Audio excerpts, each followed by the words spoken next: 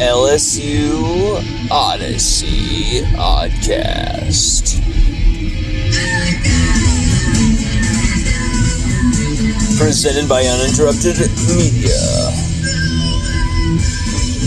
With your host, Lon Phillips Sullivan. What is up, everybody? It is the eve of game night. I am going nuts. I mean, who isn't?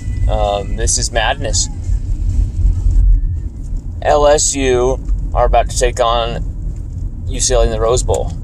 And what better thing could I do than to do a awesome profile of one of LSU's more highly touted defensive linemen, Neil Farrell Jr. Neil Farrell, everyone's going to talk about how he opted back in, and finished the season with LSU sacking Matt Corral. Little known fact, but Neil Farrell Jr. was LSU's leading sacker for D linemen. And in 2019, of course, K'Lavon Chaisson led the team with in the sacks department there. I think it was 9.5. But Chaisson's more of a DE linebacker hybrid. But as far as just pure defensive lineman, Neil Farrell Jr.'s 3.5, I believe, or 4 sacks led the team. And, he almost had an interception against Mississippi State in week 1 last year with that batted pass, almost caught it on the way down. I wish the big fella had just jumped a bit. He would have picked that thing off. But, Neil, he hasn't gotten the credit I think his hard work has deserved. But, he's been one of these players that recruited clear back in the Les Miles era even. Always a Coach O guy, but recruited way back then in 2016, 2015, to join that team. I believe it was the 2017 game against BYU that may have been his debut performance. Can't be 100% sure on that, but he's been with the program for a long time, as long as Glenn Logan, and they're super seniors now, going in their second year, second bite at the apple. Will they, Glenn's, of course, down at the broken foot, but will Neil take his chance? Will he take his, huge opportunity here? Will he accept the mantle of being LSU's starting defensive tackle? There's so many different guys up for those 2 spots. There's going to be a good rotation there, but who's going to be the leaders in charge there? Who's going to be the guys who say, you know what, when you really need stops, you put me in the game? Who's going to be that guy? Who's going to be that guy who can stuff the run and attack the passer and clog everything? I think Neil Farrell Jr. is going to be an all-around stunner for LSU this year on the DT. I'm not predicting too many sacks for Neil. I think he's going to finish the season with 3.5. But I think he's going to help out in the tackles for loss department more. I think he's going to have 6.5 tackles for loss, 2 pass deflections, and I think he's going to also force a fumble on one of his sacks. I think he's going to. I don't know. I think Neil. He's going to have probably an 8.5 out of 10 season. I don't think Neil's going to be an All-American.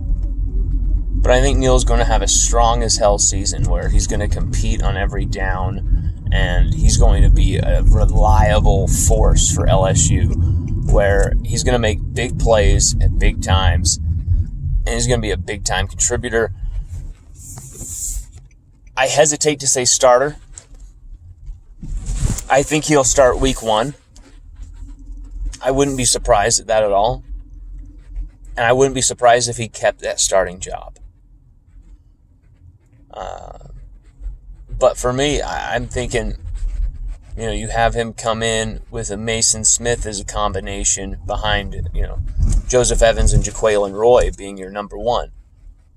But really, they can't go wrong with either way they mix or match it.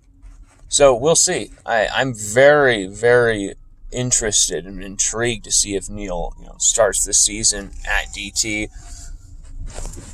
opening snap on defense for the Tigers. I think Neal Farrell Jr., he's going to be a big value player for LSU this season.